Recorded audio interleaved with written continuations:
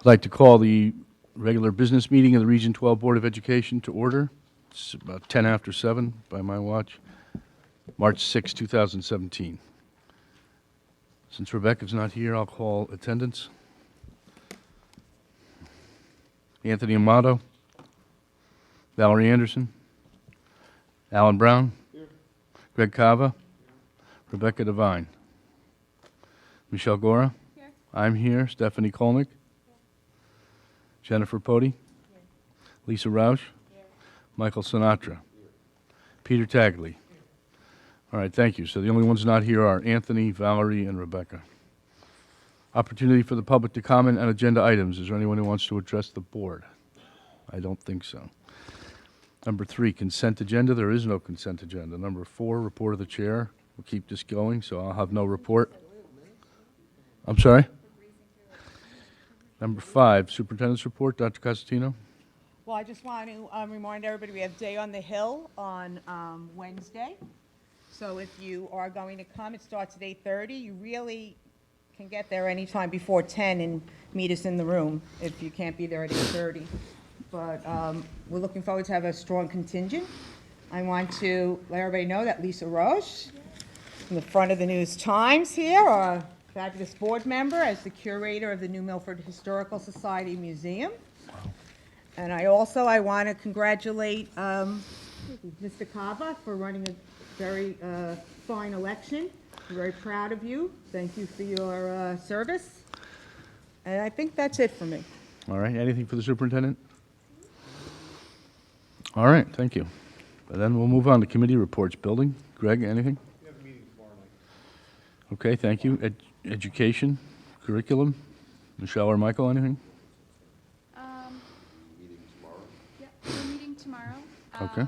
And then on our agenda for the, I think it's the 20th, our next education committee meeting of the Board of the Whole, we will be going over the accountability reports that we got, and as well as the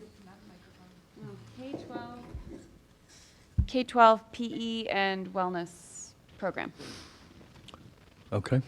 I just want to say I thought many of us felt that the last education committee meeting was really excellent, really some great presentations. All right, Ed Advance, is there anything on that, Michelle? Okay. No. Facilities, Greg, anything? Our last meeting was canceled. We can't remember whether it was weather or because the board had a different meeting. The meeting was on the 20th. All right. Finance. Bob, anything to report to the board? That- We just had a meeting, was it Tuesday? And went over the financial reports, and they're in order for the month of February, Okay. and we will have another meeting coming up in 2 weeks. All right. Any questions for Bob? All right. Long-range planning, Alan, anything? We're meeting on Wednesday to review, among other things, to review the results of the surveys that went out over the fall and winter. All right, thank you. Negotiations, Mr. Cava. We are about to commence negotiations with the bargaining unit representing nurses. Okay. Anyone who wants to join us, you're welcome. Really.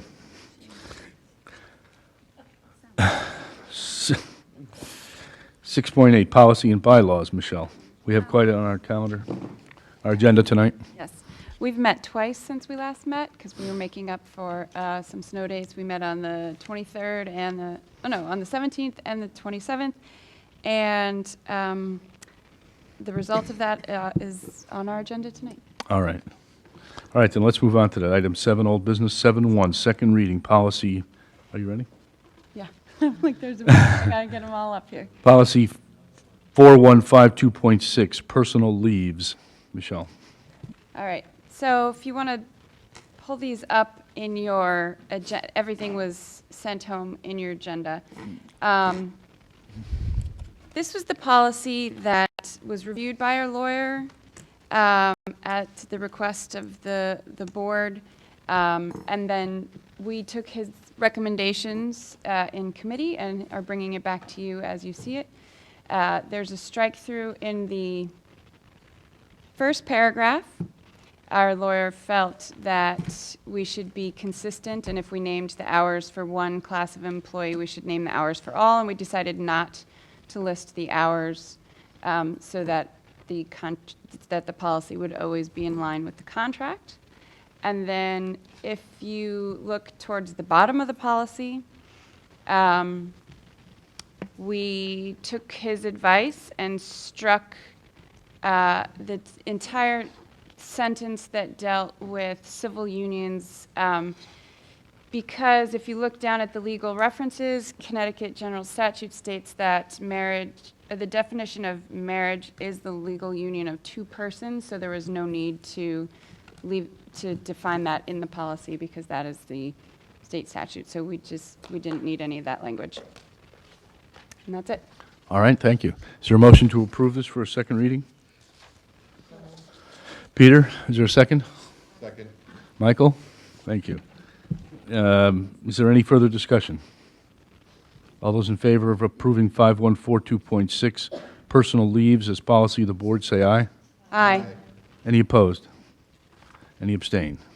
All right, it passes, thank you. Next is 7.2, second reading policy 5117.1, school attendance areas. Michelle? All right, this policy was brought for a first reading, and the board did not object to any of the language, just wanted the acronyms spelled out for the first time each one appeared, so that has been done. The yellow is just what was there before for the first reading. That was the new language that was required based on the audit. Greg? All right, is there a second? Peter? Any further discussion? All those in favor of approving 5117.1 school attendance areas as policy of the board, say aye. Aye. Any opposed? Any abstain? All right, it passes, thank you. Next is policy 5142, student safety. Michelle? All right, for this policy, it was brought to you for first reading. The question appeared in number 10, and the question was about the last sentence: law enforcement and local public safety officials shall evaluate. And we originally struck all fire and crisis response drills because there was a question about whether they needed to be here in person. Teresa went back to Barbara, our school resource officer. I'm sorry, I forget her last name. Alenkis. And actually, the recommendation of the committee after that meeting is to put the word all back in, because they actually do evaluate all fire and crisis response drills. They just don't evaluate them all in person. They are on site for some. They are on site, including our Officer Sortie, our state trooper. They are on site for many of them, but they take the results, the times, the feedback, and the forms from the administrators and evaluate all of that. So they were comfortable with the language that originally was given to us by CABE, and so the committee recommends putting the word all back in, knowing that they are being evaluated, some in person and some on paper. All right. Is there a motion to approve this? So moved. As Michael? Second? Jen? Are we approving it as amended? Are we taking the amendment of the committee to put the word all back in? That's what you're proposing, yes. It is. Yep. Okay. I just want to The clarify. word all in. Yep, which was the original. Any further discussion? All those in favor of approving 5142, student safety as policy of the board, say aye. Aye. Any opposed? Any abstain? All right, thank you, it passes. Lastly, policy 5145.14, on-campus recruitment. Michelle? All right, what you're seeing is originally what was given for the first reading, all of the strike-throughs in the yellow. All that was asked of the committee was to spell out the acronyms, which has been done in the italics paragraph there. The Every Student Succeeds Act was spelled out.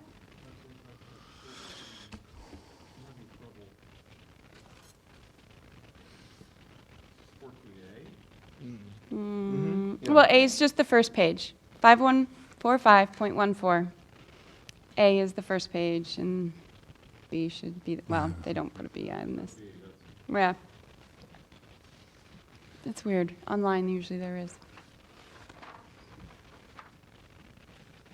All set?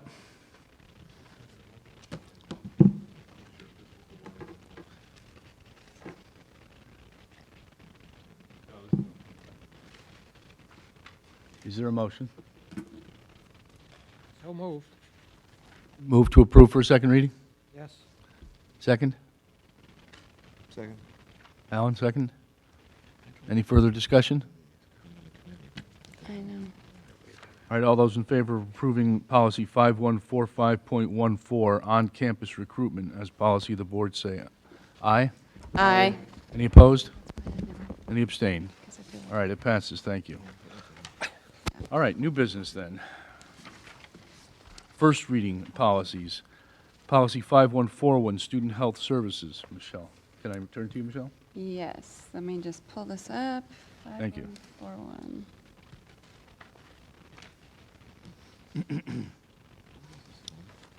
Where is it? Oh, there it is. Okay, so this was also part of the audit that was brought to us. And the new language is in yellow. And the committee, I don't know if it's at the bottom here. This has been in committee for a while. It's a long policy. We were concerned that there were a lot of added duties for our district health advisor. So Teresa met with Nurse Edie, our head nurse, as well as Dr. Altarelli, who is our advisor for our school, our medical advisor. And he was fine with all of the additional requirements that were placed on him, was very happy to work with us on any of the plans that need approving each year. He was happy to do that, and we were thrilled to hear that because there was sort of a fair amount of work here. And also, it's important to me that Nurse Edie was on board with all this because it's the nurses who really have to make sure that this plan is followed through on. I mean, it's one thing for us to pass it as a school board and stick it in the book, but she was familiar with all of this and approved of the language that was added. So I'm not a medical expert. I'd be happy to try to answer any questions you have, but I just wanted to let you know that the medical advisor for our district and our head nurse have signed off and are on board with this. All right, well, I mean, if it was brought to your attention by the audit and it's been looked at, and I appreciate that. Is there a motion to approve this for first reading? So moved. Peter? Michael, second. Any further discussion?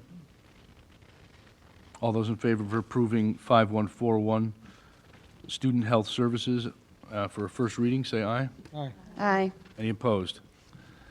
Any abstain? All right, that passes. Next, policy 5145.15, directory information. Michelle. Okay. Directory information. Again, the new language is in yellow. This was brought forward by the audit as language that needed to be updated. And I feel like, yeah, we haven't seen it before. I feel like there was something that does the rest of the committee remember there was something that we were working on this? Well, it was the difference in the committee between for legitimate educational purposes and for military recruiters, kind of reducing that. And then later on, in the box, there was this very clumsy language that Oh, we that's what it was. revised. That's right. We just wordsmithed it a little bit. It was sort of a very long sentence that convoluted the meaning. That's right. So that was it. We also talked a little bit about the identification number. This, because of the online, that was the first time we looked at this. We talked about the user ID and whether that was specific to the student who had access to that, but that was within school, I think. Why is, if you know the phrase legitimate educational purposes stricken. Is that prior policy? Well, if I recall, we wanted. Or is it just, We felt that was too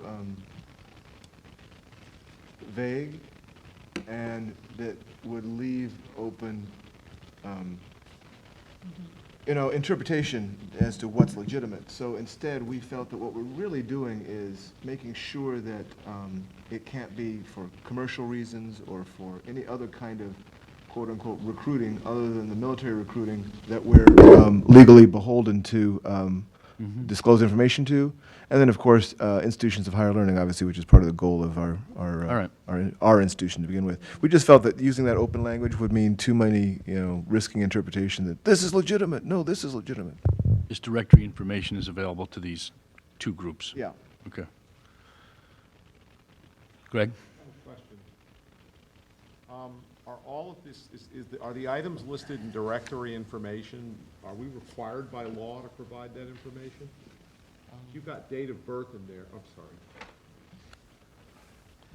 I'm asking whether or not we are required by law to provide the information that's listed as directory. You've got date of birth. Date of birth has become a point of identification for people now, where you might have a credit card that, for example, that allows access to someone if they give their date of birth and their social security number and certain other identifying information. Since date of birth is a piece of identifying information now, I don't want to have that information given out unless it's legally mandated by federal or state law that it be given out. All right, well, we don't know if that's included, unless you know. Is it included in there, directory it is. information? I feel like it is, but we can definitely double check that. Since the military is using for recruiting and verifying that a student is 18 years old, I would think a birth date might be required, but we can double check. Well, I don't mind giving a year of birth, and they can figure out if the person wants to talk to them, whether or not their date of birth makes them eligible. But I think the idea of giving someone's birthday, month, and year is, I think, is pushing it. I think that's too much information. We can double check the statute to see if date of birth is required. All right, the next item I have is computer and/or video images. Why should we have to give that out to anyone? I don't see why that's fair game. Where's that? It's in Oh, I directory see. information, computer and/or video images. I think that's more for sports, if someone's going out for football or something, the coach may ask for a tape. That's what I would think it's for. I don't know of any other reason. Or an actor? Distinction is Or an actor. photographs are photographs, and computer and video images are digital images. So they're just distinguishing between printed photographs and digital media. Anything else? I don't know why we're giving photographs either. I mean, personally, I find this obnoxious, and I don't think this information should be given out, and I intend to vote against this policy. I think the policy should be completely removed and limited to only what we're required to do by federal or state law. I think this is information that people should opt into. I'd feel better if people opted in versus having to opt out. If they opted in, you can leave everything in there. But if you don't opt in, I think a lot of people end up in this without knowing about it, no matter our best intentions and how we tell them. And therefore, I think when it comes to personal, private information, I mean, if I tried to put this in a Anyway, court it is- pleading, It is legal. I'd run afoul of the law that does not permit anything to go into a court pleading that's personal identifying information. And date of birth is one of those personal identifying information. So if I can't put it in a pleading in court, how come we can just give it out to military recruiters and institutions of higher learning without the parent opting in? I would much prefer an opt-in environment, not an opt-out. We can check to see if opt-in, the right to opt out is guaranteed in the Every Student Succeeds Act. I don't know if we're allowed to do and make it opt-in only, but we can ask, we can check, 'cause I don't remember. Yeah, the ESSA. Gives everyone the right to opt out, yeah. All right. I don't know if there's a motion to to approve for first and then check into the items, come back with some information that Greg's asked about. I don't know if there's a statute that requires directory information. I think it's the National Defense Authorization Act, but we can Yeah. get it all spelled out for Greg for Okay. the second reading. Well, is there a motion to approve this for a first reading? No, I know, but is there? Can we get one? All right, Am I allowed to make a motion? sure. I move we approve for a first reading. Second. All right, it's been moved and seconded. Committee takes over. Right. Michael, would you like a third? Moved and seconded. Is there any further discussion? All those in favor of approving 5145.15 directory information for first reading, say aye. Aye. Any opposed? Any abstain? Nay. All right, one nay. Greg, any abstain? All right, that passes. Next, All right. 6154, homework. Yes. This policy has been kicking around for a long time. And we have pulled policies from all districts all over the state. What you see here is the latest version from the committee. And what I would like to point out about this version is that this version was brought by Teresa to the administrators, and they all weighed in, and this was what they were more comfortable with. So if you'll remember, the last time we were talking about this at the board level, we had some issue with religious holidays versus the school holidays. We thought we were kind of taking a baby step, and actually what we were doing was opening a can of worms. So this should clarify that. Also, I just wanted to point out one thing. This policy had not been, it had been adopted in '99 and had not been reviewed.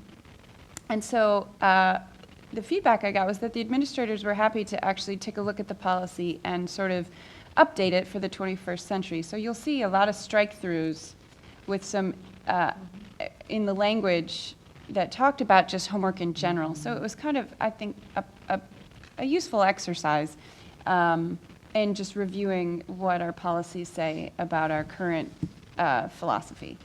So that's what you see sort of at the top is sort of the philosophy towards homework, and then the where is it? Number 6, no written assignments will be due or test administered for the first 2 days upon return from a short vacation during the school year. Vacations are defined as December, February, and April breaks. In addition, students observing religious holidays may request an extension of 1 day for work completion or exams. Possible exceptions may include AP, ECE, online or off-site courses. So we started with the 3 major breaks that we have, and any religious holidays. That was the final decision of the committee and the administrators, I should say. All right. Greg? Yeah, I have a few questions. It appears that this has been recast in a way that's very important, and that way is that before we gave discretion to the teachers on how to plan and do homework, and that teachers would assign the homework in their professional judgment, with subject to a set of voluntary guidelines that were suggested but not required. Now we are telling the teachers, you've got to do homework this way, because it uses the directory word shall. Homework assignment shall be planned in accordance with the following guidelines. The only language you left out, which shall not be, no one shall deviate from them, but that's implied by the word shall. So the first question I have is, did we determine that our teachers were doing a bad job of organizing homework, and hence we felt we needed to put a stronger administration-directed set of guidelines that every teacher must follow? Because that's the practical effect of this first change. Did the administrators offer that?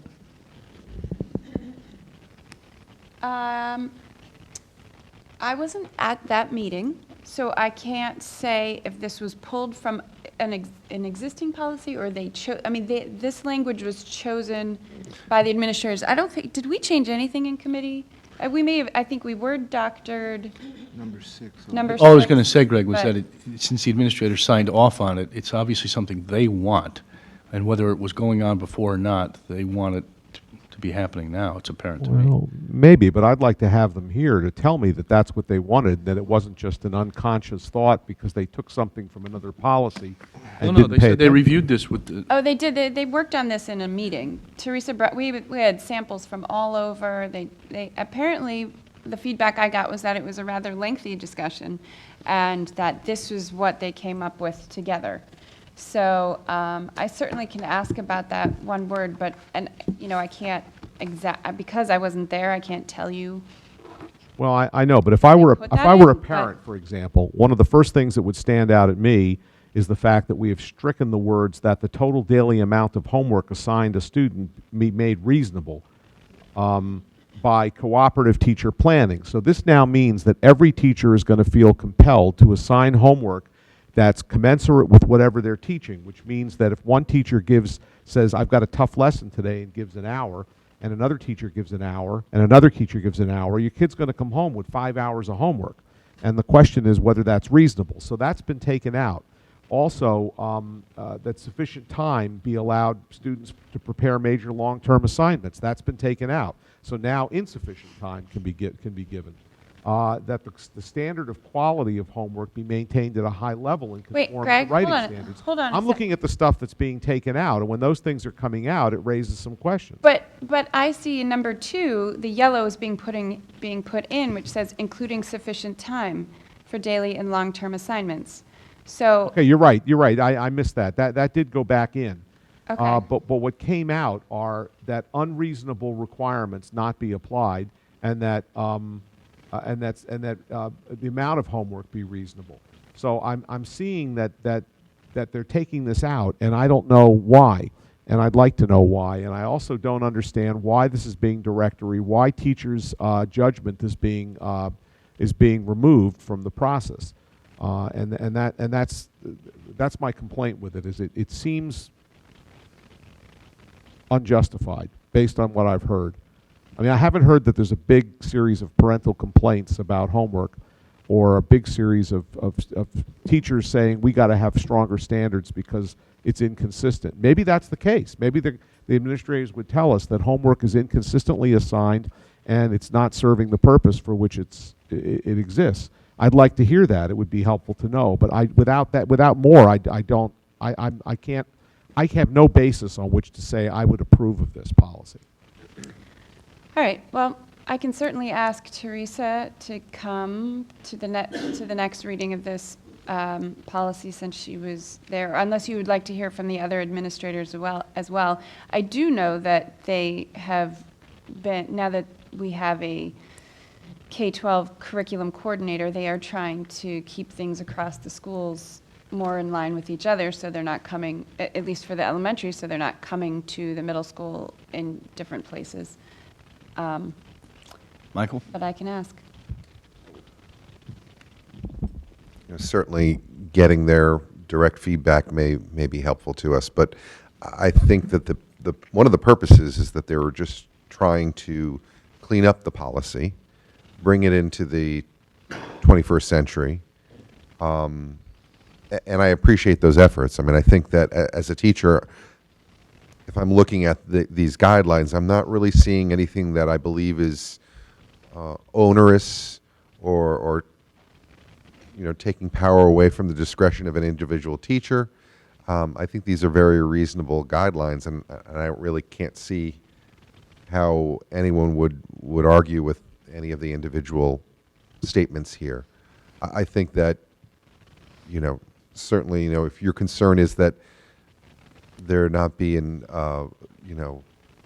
incredibly difficult homework assignment or extra time being given to students that's inappropriate for their age level, I mean, that would be an administrative concern that I would assume that the administrator would be working with the teacher on.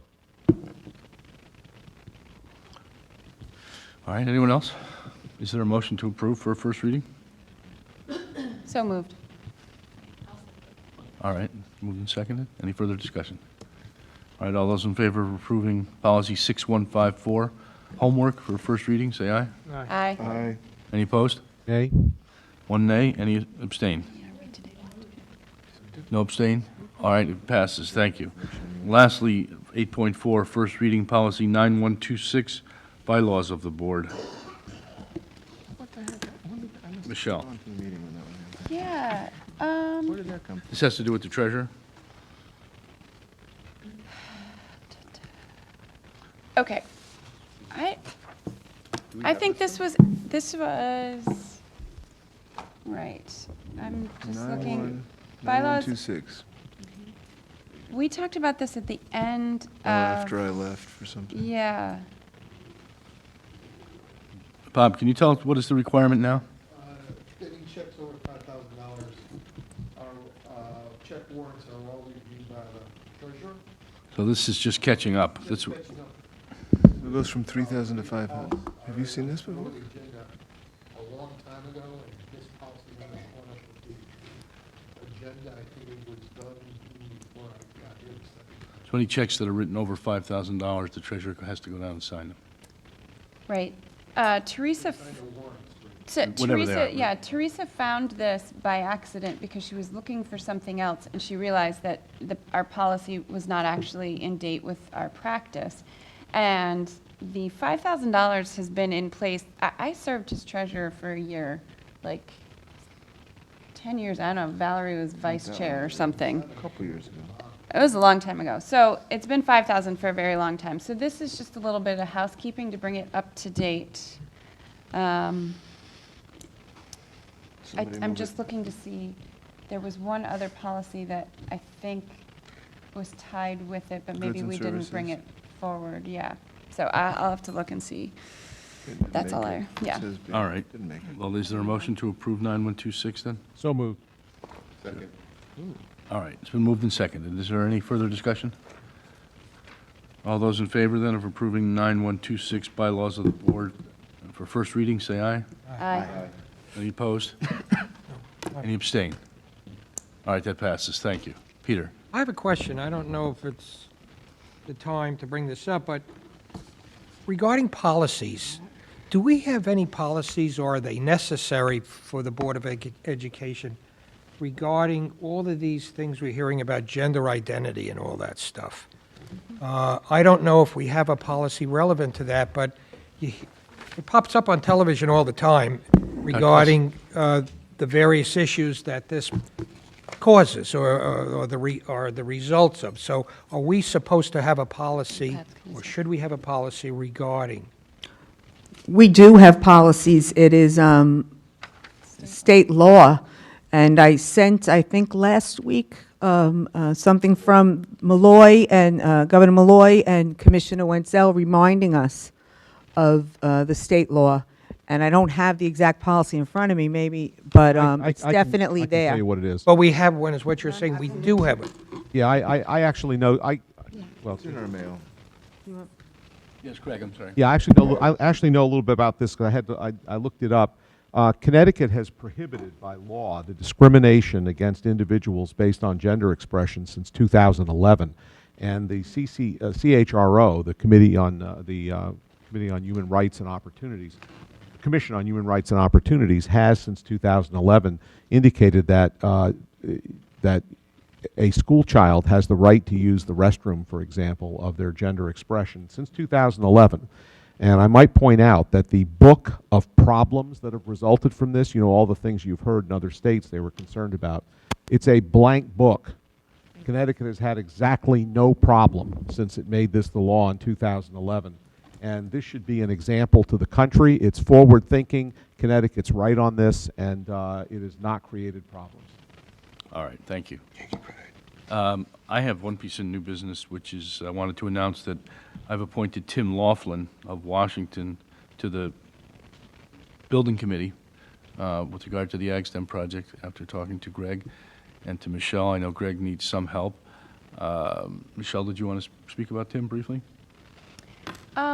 Just that Tim has had a lot of prior work experience working with the state in, and the political, all of the committees involved in getting building projects through. So he's been very helpful in sort of navigating the legislative process, and I think will be very useful to the building committee. And he has also spoken with Commissioner Curry and Costas Diamantis, is that right, at Department of Administrative Services, as well as Ben Barnes at the Office of Policy and Management.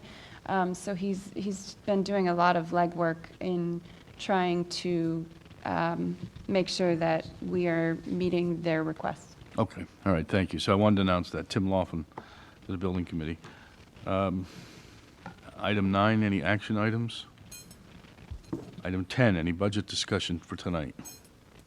We will review it at our next meeting. And then you have the list Can I- here, quite an I extensive list. have a of- budget question. Yes. And this is probably for Bob, and you may or may not know the answer, but I'm just concerned about just the timing with some of the stuff that's on the state legislators' agenda, with the, one of them being the kicking back some of the retirement teachers' retirement to us. If they don't decide on that, right now they're looking at us contributing for future liability, right? The way the law is written currently, it's the town that's responsible, not the Board of Education. It's no mention of the word region, I'm sorry. Here we go. That particular is related to a town expenditure. It hasn't been settled yet. There's a lot of discussion going on at the legislature over that issue, but it specifically addresses the town to be the payer of that expenditure at this point, because the town is the only one getting funds. It's wrapped up in the premise that if the town doesn't pay, the state then can withhold any monies in other grants to the town. We get very little money, and they couldn't get that money from us anyway, and that's why it's written the way it is. It may very well change going forward, but right now, it's not written that way. That piece that I read, I think it said it's for this July 1 if the payments aren't received by December December 2007 31st, of 2017. If it passes. Right, Yeah. so it's just interesting because Yeah, I know. they won't decide it until after, not only us, but our town budgets go to referendum. It's affecting everybody the same way. Okay. The And general consensus right now is not to include it until such time as we know better. They've tried to do this in the past, some 20 years ago, 25 years ago, and it didn't get done. Okay, And in its place, the state income tax was put in place.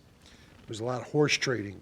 Whether they're using this to horse trade or not, it's hard to say right now, but there's been no action on it right now. so that was a House bill. Senate Bill 2 is the one all about the ECS grants, right? And, well, school funding in general. Does any of that affect our school budget? It will, the ECS money all goes to the town, so it doesn't affect our budget.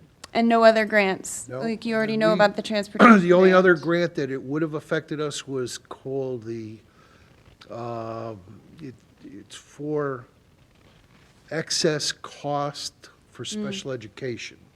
But we, unfortunately, because our per pupil is so high, we haven't been getting any money anyway. Okay, But for many districts, it's millions of dollars. That is being rolled into that ECS. And the local boards of education are trying to wrestle whether to include it or not include it in their budget. Right now, they're including it as a credit to their budget for all of them, except for 2 that I'm aware of right now, pending what happens with this legislation, because there's so much being pushed back. right. All right, so that's good. So there's really nothing that If we need something to. changes, I will bring it to you. Okay, thank you. All right, is there anything else, Greg? Can I offer an observation on those 2 particular items?